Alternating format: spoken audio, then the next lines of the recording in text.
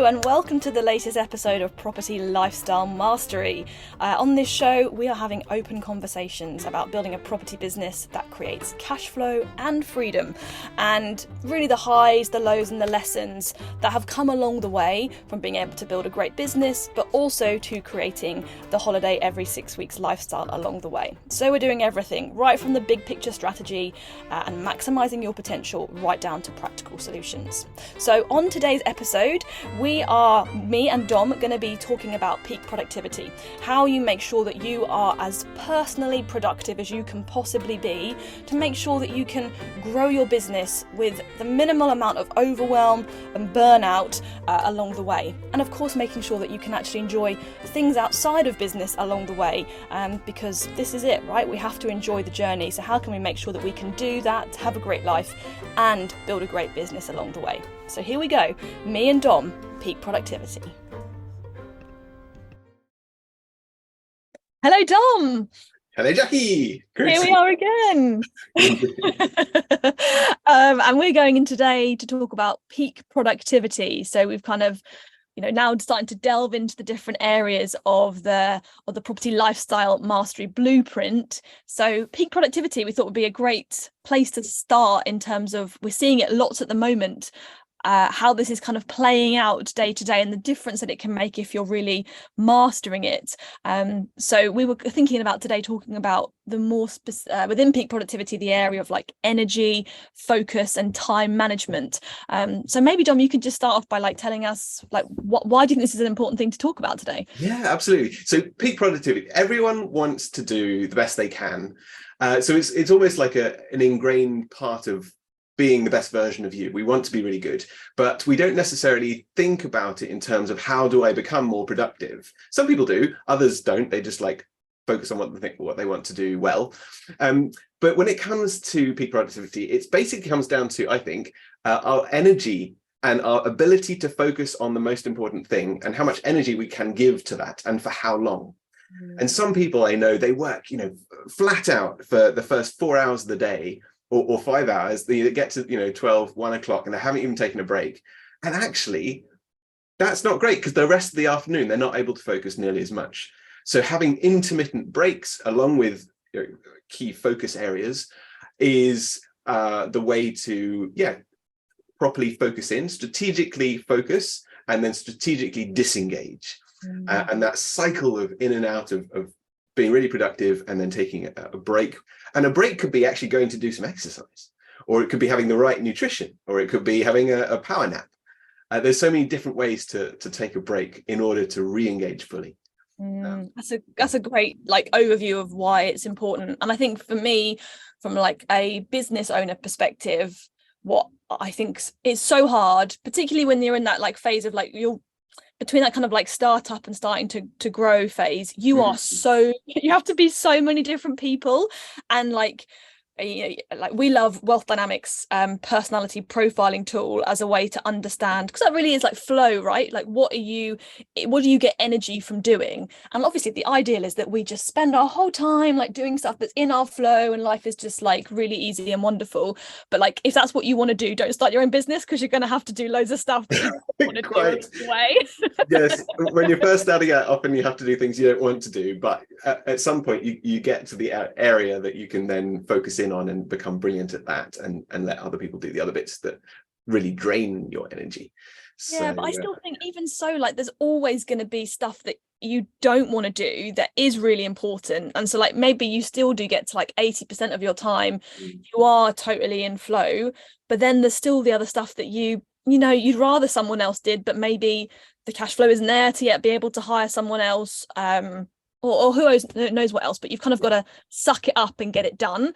And I think that for me is so important when it comes to how you manage your energy and time really on a weekly basis to be able to bring all those different parts of yourself to bear, which may or may not be in your flow, and particularly the ones that aren't in your flow and that you don't really want to do but are fundamental to the business going forwards. You just got to find that way to be able to make that happen. And I've seen it, I think it's something that I've become really, really good at. And I see the difference with people that we mentor, seeing how their business grows and changes when they're doing this right. Yes. That makes me think of the quote that I heard recently: no pressure, no diamonds. Because of course diamonds are, compressed carbon, and we become our best when we're under a bit of pressure. And so even doing things that we don't want to do, but pushing ourselves through that comfort zone that we're naturally wanting to stay in, is a necessity for peak productivity. So Jackie, you are possibly the most efficient, effective, productive person I know. No, seriously, I mean, like in terms of efficiency and effectiveness, because like efficiency, doing things right, effectiveness is doing the right things, and you've got to start with effectiveness, otherwise you can be doing the right things, the wrong things very well. So yeah, what are your secrets? Where did you start? What tips do you give to clients that we work with? Yeah, I guess it's like there's a combination of more the mindset side of it and the more practical side. So maybe let's start in the more practical side. One of the things that I have found really beneficial is segregating different days of the week to be different people. To be, one day of the week I just purely focused on the people that I mentor. So I'm just fully with the clients one day a week doing sessions, and they're the only people that are in my headspace. So I don't try and be the CEO of my own business on those days. I'm supporting other people on those days, because it's a very different version of myself that shows up. So being able to be that version of myself on one day, be the CEO on another day, be the person who's creating marketing material on another day, which is much more like creative pursuit. So like finding these different versions of me. I'm doing a lot of work on our financial strategy as a business at the moment as well. Again, that's like a very different headspace. So if I try and mix and match all those different versions of me on one day, I'm far less effective than when I kind of compartmentalize these different roles that I play. Yes. Like, particularly when it's like a creative pursuit, the minute I have a meeting in the diary that I have to be aware of from a time perspective, it just kills my creativity. So I'm like very much, I will like pack, really for me, like Tuesdays and Wednesdays are my days that I primarily do meetings. I'll pack out my day with meetings and not try and do anything else. Like I'm just the woman who shows up and looks after the team or shares the strategy or helps clients with their companies on those 2 days. And I don't try and create marketing content or work, go through management accounts or whatever it may be. I'm just those versions. And they're on like a Monday and a Thursday. Monday is a total meeting day, totally out. It's just me losing myself with no awareness of time. And that's what you really want, to just get into that flow state. Yeah. Just like, it doesn't matter what the time is. And that's when you get to your most, well, for me, my most creative and effective, and that's probably the same for others too. And then Thursday, I try and keep meetings free if possible, or if I have to, it's kind of like a mop up. And then that just kind of scheduled in a way that I can still get into bigger picture tasks. And I think if there's one thing that I have done that also doesn't require a huge amount of like time blocking, because I think time blocking can be great, but it can also be very restrictive. So for me, it's that nice balance of, I have different versions of myself that I play on these different days, which could be anything depending on what the different clients are doing. Like if you're very much in the startup phase, you kind of got to spend a good chunk of time on raising finance, a good chunk of time on doing deals, and you probably got to be operational, like maybe managing tenants or whatever else it may be in terms of just operating the business. So these different facets, having that through the week, and just having I compartmentalize my task list by these different roles. So on that day where I'm the woman who's creating marketing content, I will just go to my marketing task list and hit the most, it's all prioritized from high priority to low priority, hit the high priority things first. And then that's it. And I don't let myself get drawn into, just admin that would sabotage that. Right. I love that idea of having effectively a personality or a hat maybe on a particular day. For early stage businesses who maybe don't necessarily have that luxury, they're often having to do lots of different things on the day. So what advice and maybe what software would you give someone who is basically having to wear all the hats, and also is in the mindset of thinking that actually I'm really productive because I'm doing loads of different things, but as to your point, they're doing lots of different things and they're having to change their focus the whole time, which actually is a whole load of time lost and procrastination in a way, and they're not as effective as they could be if they were working more in your model that you just described. So yeah, what would you give the advice to people who are in an earlier stage business, and what software? Yeah, you're right. I think you have to, that the idea of maybe full days might not be possible, but maybe doing half days, and just being aware of when your most productive time in the day is, because I think one of the main traps that people fall into, and we all love to do it, we all just love to tick a task off the list and feel like we're being really productive, but really, was paying that invoice that's not due for another 14 days the most important thing you could do with first thing in your morning, or replying to that WhatsApp that could have waited a day for you to get back to?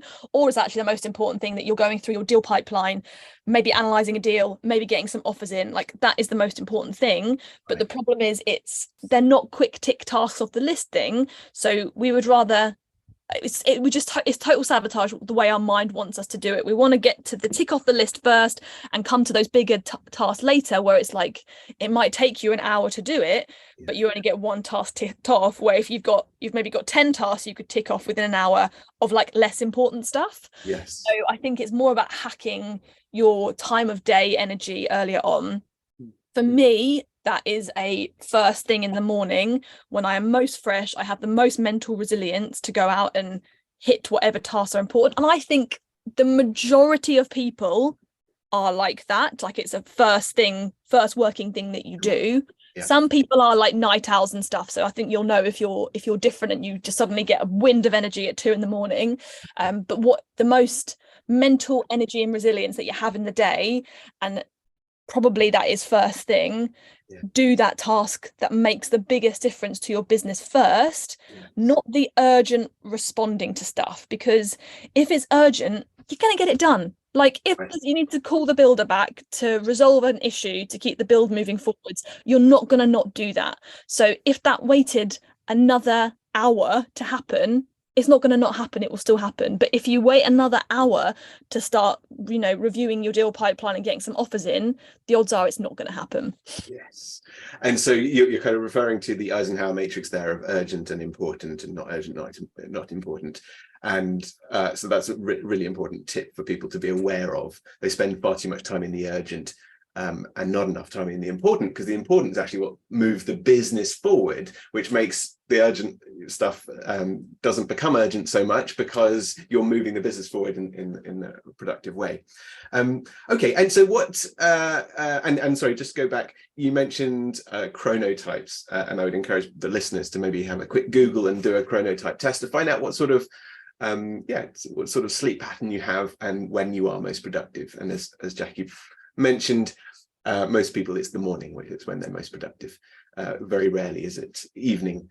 Okay, so but what are the tools then that you use to help you get it out of your head and either onto the computer or onto paper? Or what do you use that works for other people as well? We have been using the task management tool Asana for about 10 years now. Wow. And I could not imagine my life without it. Like, there are other ones too. We're all in with Asana, and it was something that when we went from just doing, like, we did one property in 18 months, and then we did like 10 over the next year or so. Wow. Time, the level of tasks exploded, and I was still writing my to-do list on paper at that point, and it was just like spending like half an hour a day rewriting the to-do list, and it was just so inefficient. And also my brain and Dave's brain were exploding with stuff that we had to do, and you can't go to sleep at night because you're thinking about all this stuff and you don't want to forget it.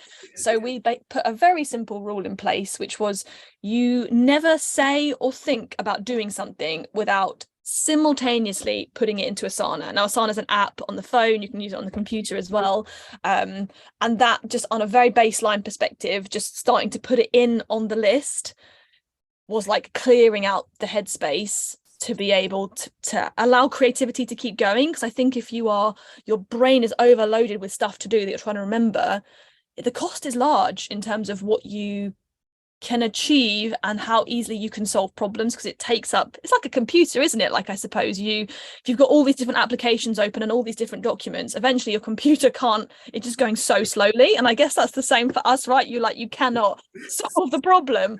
Probably a good blog in that.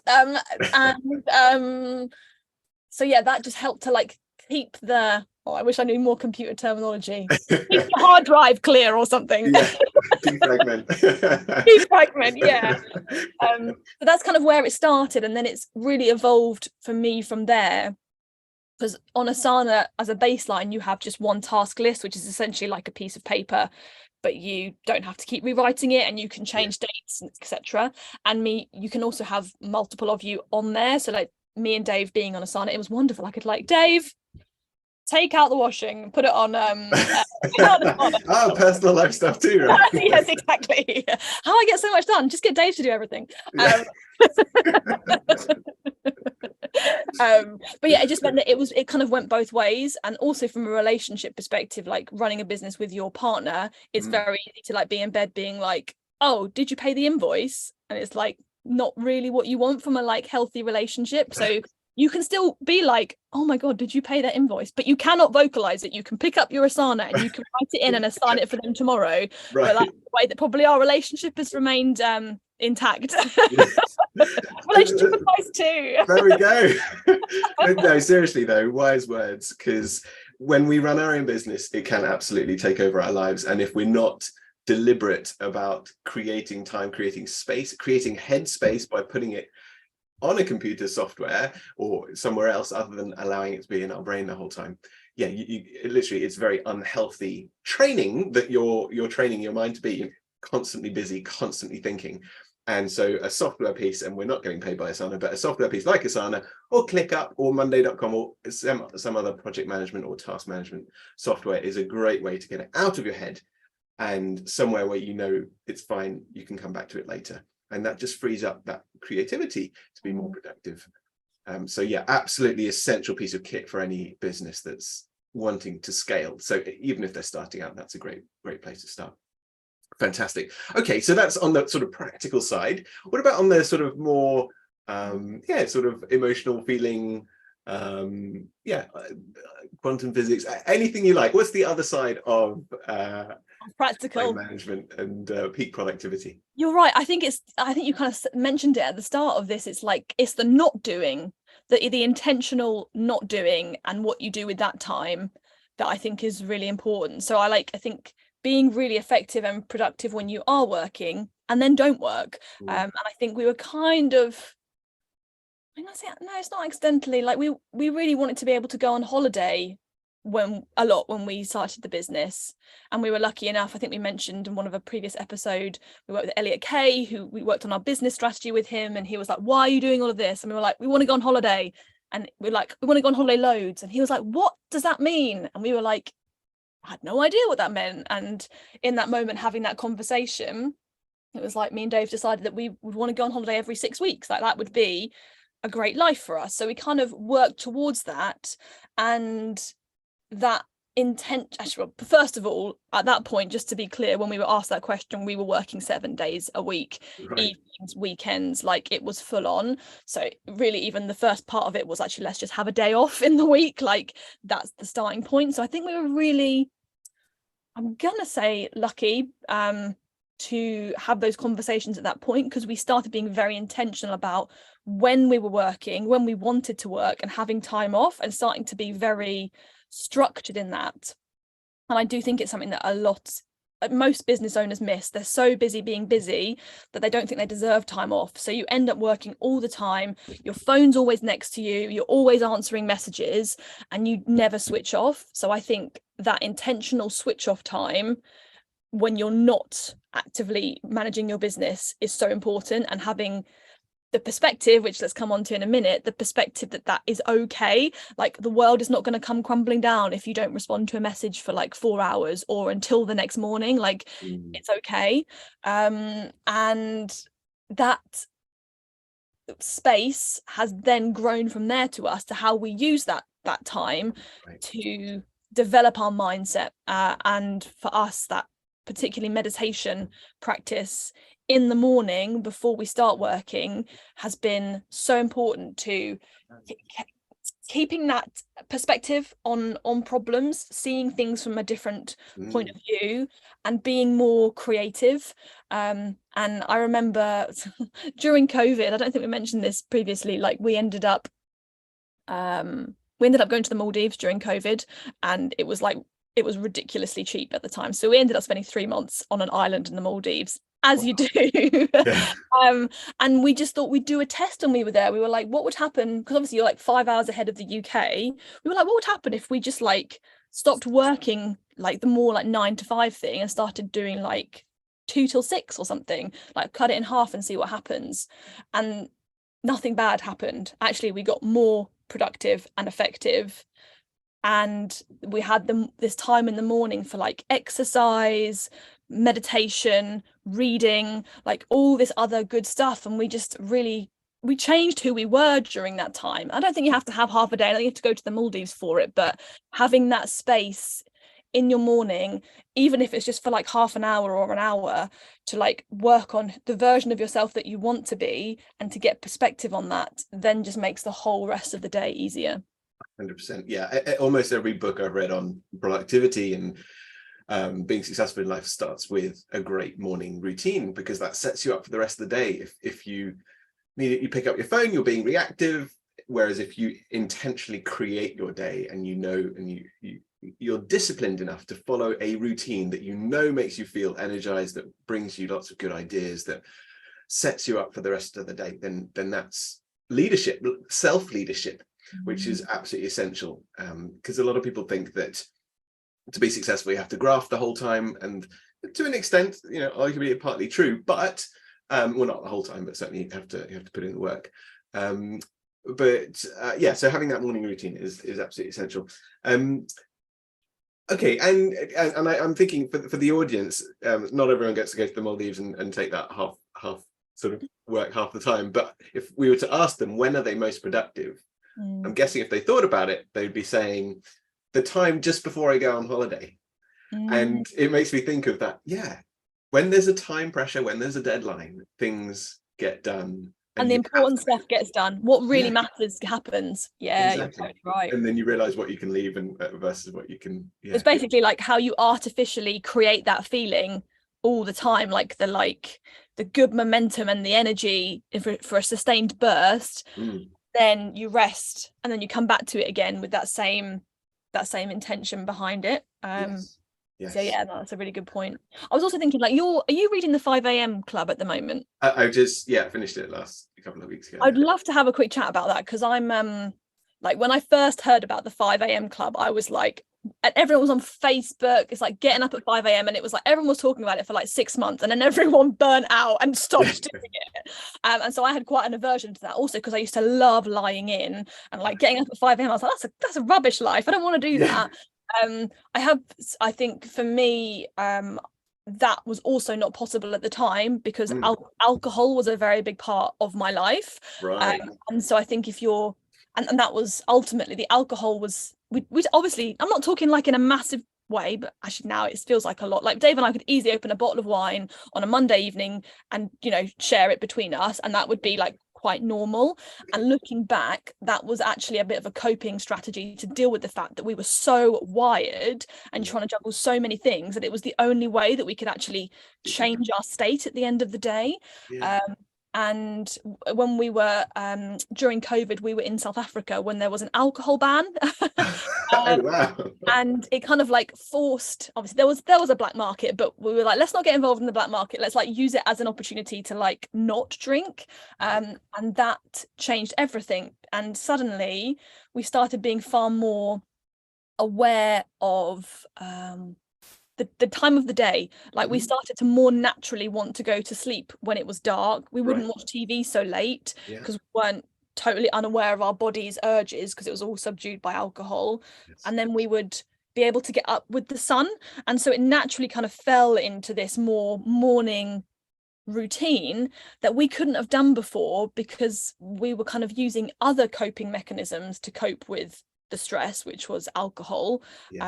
And therefore it's then allowed other more positive habits to come in around like meditation and exercise, which I just didn't have the energy for before, and I couldn't see how much alcohol was sabotaging that. Now I do drink now, but like it's very, very moderate in comparison.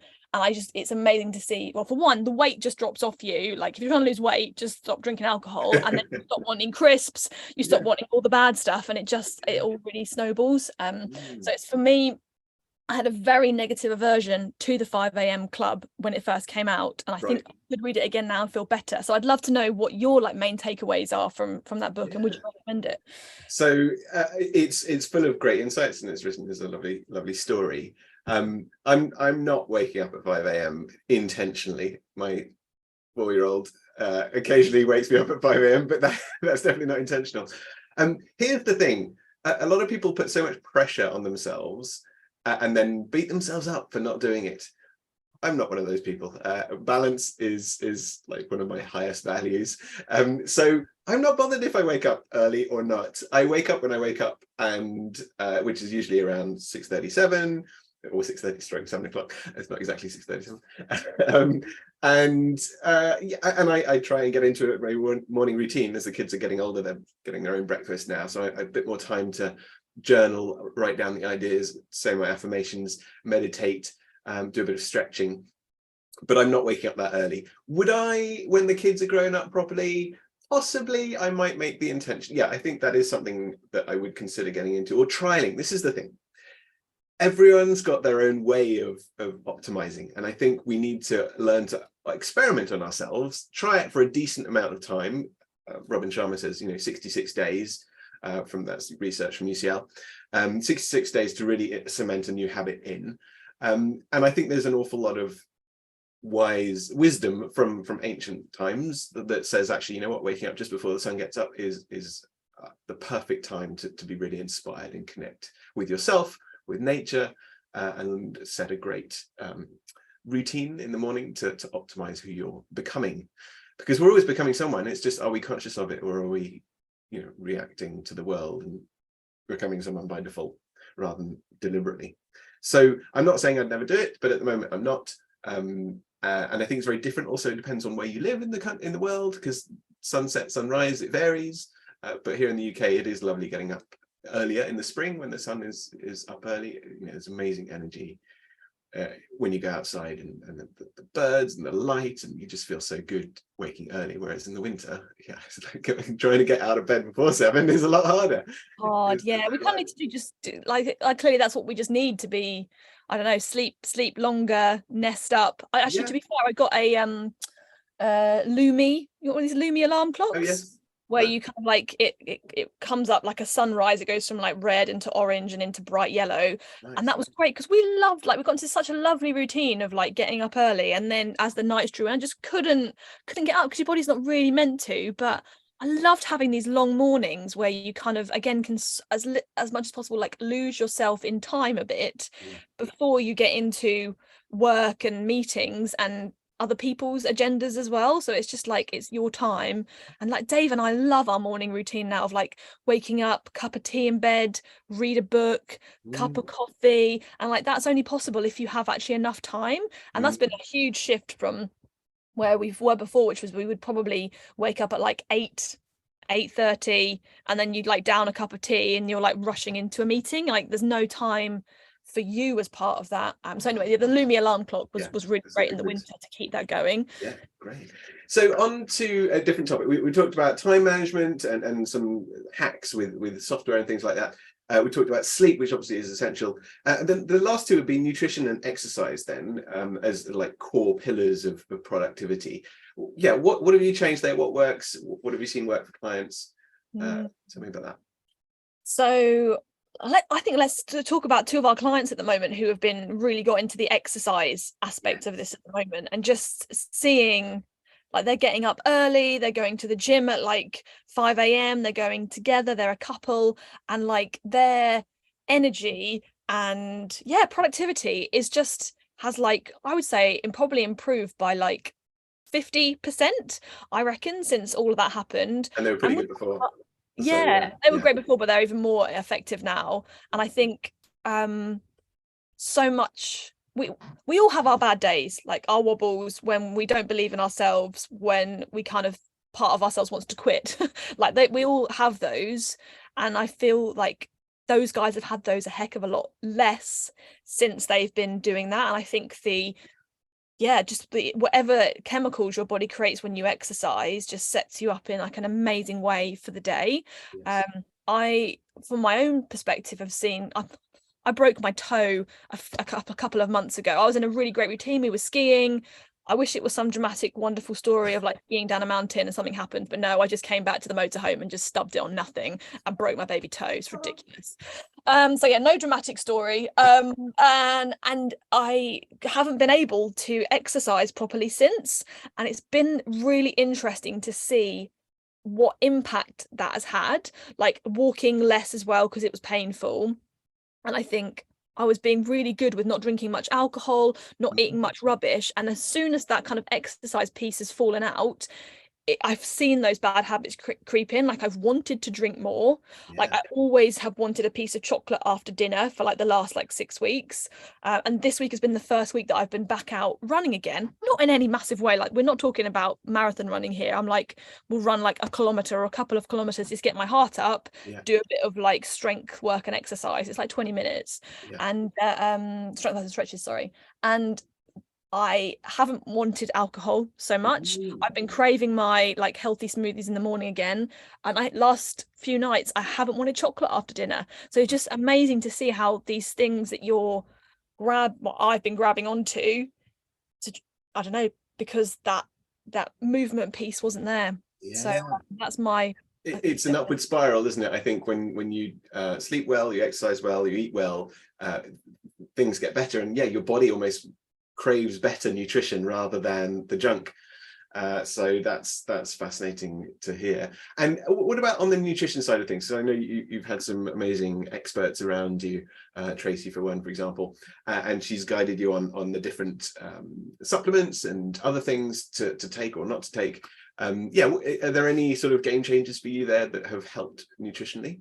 Yeah, I think it's so yes, Stacey, not Tracy, but Sorry. yeah, close.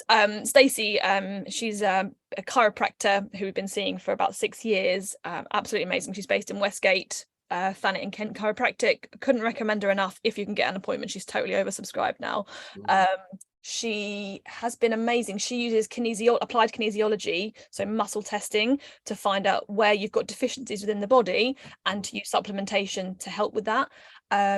It's been brilliant because we just don't really know what supplements to have. So we kind of have supplements because maybe we should have vitamin C, whatever else.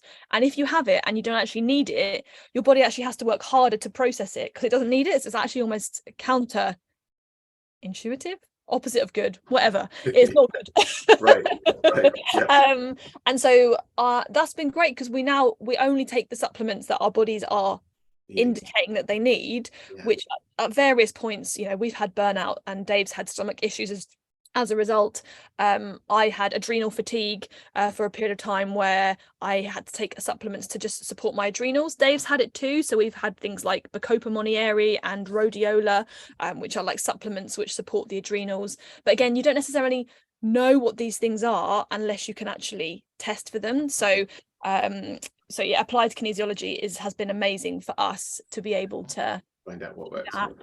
It's so important, isn't it? Because there's so much science and comments and all sorts of things out there about nutrition. It's like, you need to have your magnesium, you need to have, you need vitamin C because you don't get enough. And, there's so much carbon dioxide in the atmosphere that plants are growing faster. And so they're not as nutritionally dense, but also the soils are depleted. So you need to have all these other things. But if you take stuff that your body doesn't need, you're actually making it weaker. So everyone is unique. And so we, again, back to the idea that we need to experiment on ourselves and pay attention to how we feel after certain foods or after certain supplements that we might be taking, thinking they're good for us when in fact they could be making us weaker. And that's where that self-leadership, self-empowerment, understanding and looking after, not just taking someone's advice, but feeling whether or not it's right for us. And sticking with it long enough to assess that as well. I think that's a really such an important point. I think the thing that is hard, which is probably a whole other episode on this, is like how to actually feel because I think the problem is most of us are so in our own heads that we don't actually know how our bodies feel. Yes. And we see our feelings as kind of a weakness, particularly in business like this. Is like quite a macho push through.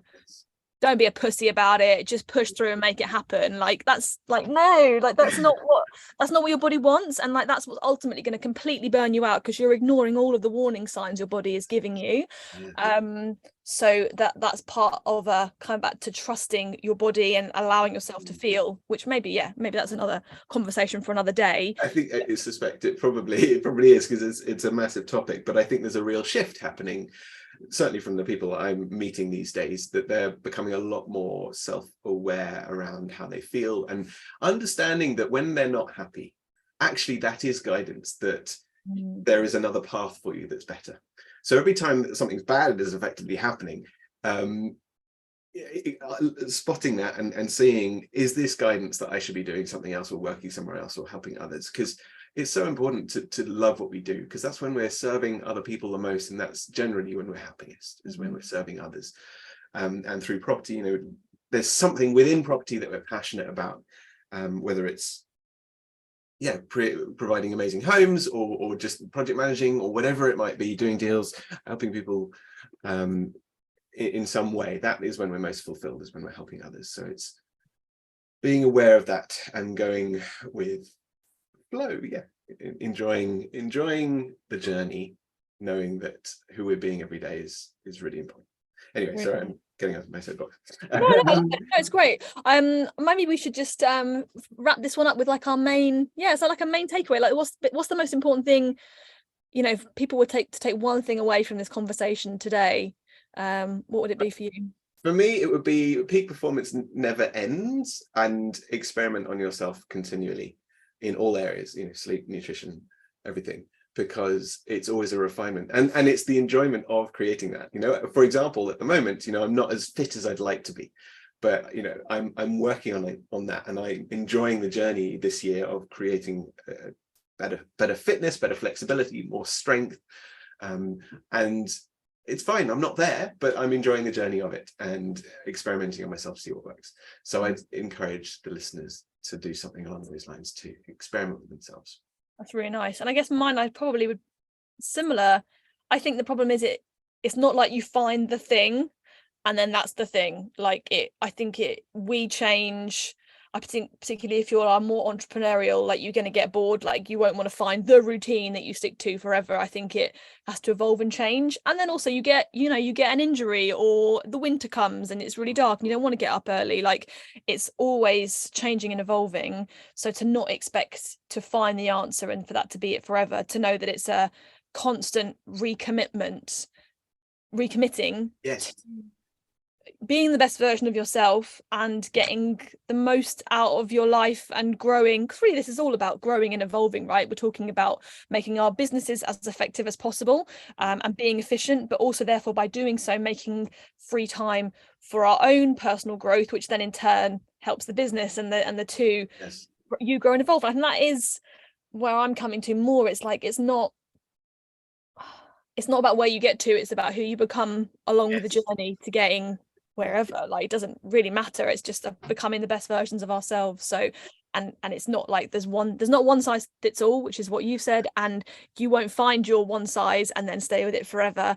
It will change, evolve and break, and so you're going to have to continue going, okay, no, that's like what now, how am I going to evolve this in a way that I think might feel good? So just always testing and refining.